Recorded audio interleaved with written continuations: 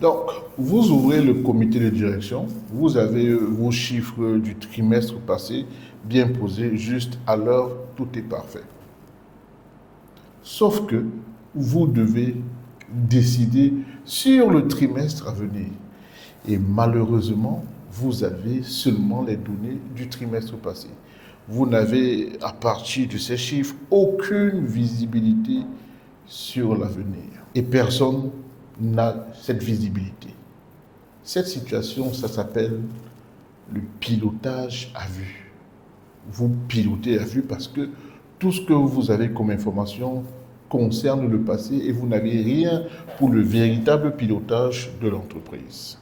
Et ce n'est pas en vérité le défaut que vous croyez. Je vais vous montrer. Prenons le cas d'une compagnie d'assurance en zone CIMA, 32 milliards de chiffre d'affaires, plus de 200, à peu près plus de 200 collaborateurs. Sur le papier, l'entreprise est pilotée. Ça, c'est sur le papier. Mais dans la réalité, la majorité des décisions sont prises trop tard. Une fois de plus, là, c'est bel et bien ce qu'on appelle du pilotage à vue. Ni les données, ni les compétences, ni le logiciel ne manquent. Là n'est pas le problème. Le problème est le même. On prend les décisions trop tard. Et tout cela est dû à peu près 4 mécanismes qu'on a pu identifier. Le premier mécanisme est relatif au temps d'arrivée de l'information. L'information, comme on arrive souvent, arrive trop tard. Okay? Disons, dans la même compagnie d'assurance, l'écart relatif à la sinistralité qui a été relevé en mars n'apparaît que 6 semaines plus tard, après la clôture du mois suivant. Là, comme vous le constatez, l'écart est déjà passé depuis plus de 6 semaines et on est face à une information qui arrive trop tard. Évidemment, la décision qu'on va prendre est une décision en retard qui a déjà subi beaucoup de conséquences négatives. On va passer maintenant au second mécanisme. Votre budget, en fait, on va dire, a tendance à mesurer, votre tableau de bord, je veux dire, a tendance à mesurer le budget et malheureusement ne mesure pas la trajectoire. Ça veut dire quoi? Que vous pouvez rester là en mars, vous mesurez que le budget sans mesurer on va dire, l'indicateur qui combine le temps de consommation, le rythme de consommation de votre budget. Et ça, c'est extrêmement important.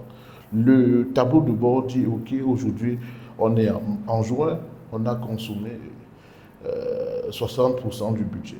On a consommé 40% du budget, c'est OK. Mais en vérité, il faut aussi analyser le rythme de consommation du budget qui vous permet d'avoir une visibilité encore plus grande sur la capacité à tenir jusqu'à la fin de l'année. Donc, voir la trajectoire de consommation du budget. Ça, c'est le mécanisme qui vous met dans cette situation. Le tableau de bord mesure uniquement le budget sans tenir compte de la trajectoire.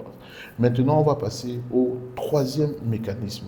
Le comité a tendance à décider sans visibilité, sans projection. Dans notre compagnie d'assurance, par exemple, on a dû reporter à plusieurs reprises l'ouverture de 3 agences parce que on n'avait aucune visibilité, aucun chiffre. Donc, à 2 trimestres, au moins c'était au moins 2 trimestres, le comité n'a pas pu décider parce qu'il n'avait pas de visibilité, parce qu'il n'avait pas de chiffres sur l'investissement sur les 3 agences qu'il voulait ouvrir.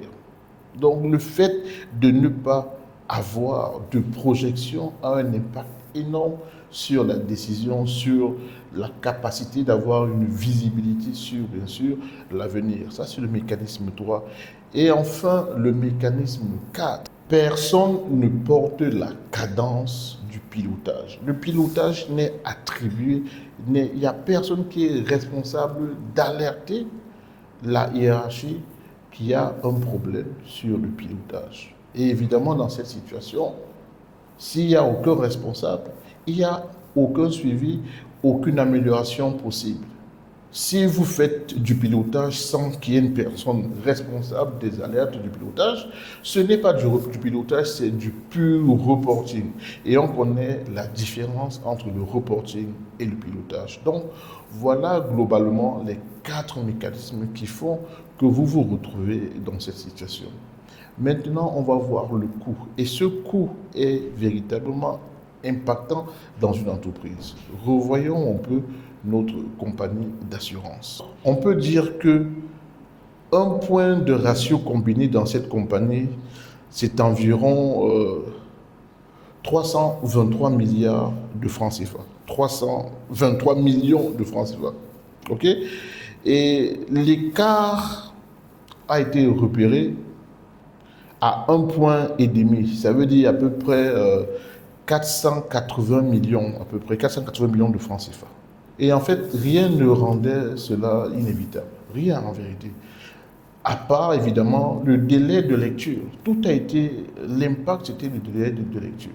Cet écart qui est venu aurait pu être évité si le délai de lecture avait été réduit ou bien avait été carrément automatique. Il faut bien comprendre cela. Chaque comité qui va passer son temps à expliquer les données passées n'est pas en train de travailler sur l'avenir. Il n'est pas en train d'arbitrer sur l'avenir. C'est un vrai gâchis. L'information arrive-t-elle avant ou après la décision? Évidemment, selon la réponse, vous savez déjà comment ça doit se passer. Ça, c'est la première question.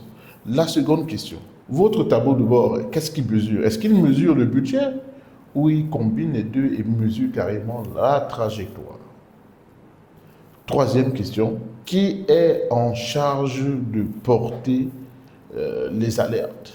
Qui porte la cadence? Est-ce que cette personne est nommée clairement dans les procédures que voici le responsable qui est censé porter les alertes?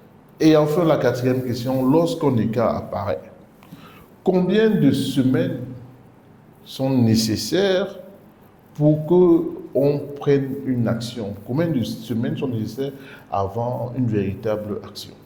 Voilà donc les 4 questions que vous devez vous poser et à partir des réponses, vous saurez déjà à quel niveau vous vous retrouvez à votre pilotage. Êtes-vous dans du reporting, dans un pilotage à vue ou dans un véritable pilotage? Pas besoin de faire un audit d'entier. Juste ces 4 questions vont vous donner une position extrêmement précise sur votre situation. Donc, évidemment, il est mieux de piloter à vue. Choisissez de piloter à vue. Comme d'habitude, le lien est là. Vous pouvez avoir accès à notre analyse complète sur les mécanismes, sur le coût et les questions clairement écrites. Et vous pouvez même avoir accès à un document pour vous faire votre propre diagnostic. Et surtout, si vous avez besoin d'échanger sur votre situation, vous pouvez rapidement contacter un expert TSS qui pourra échanger avec vous. Merci.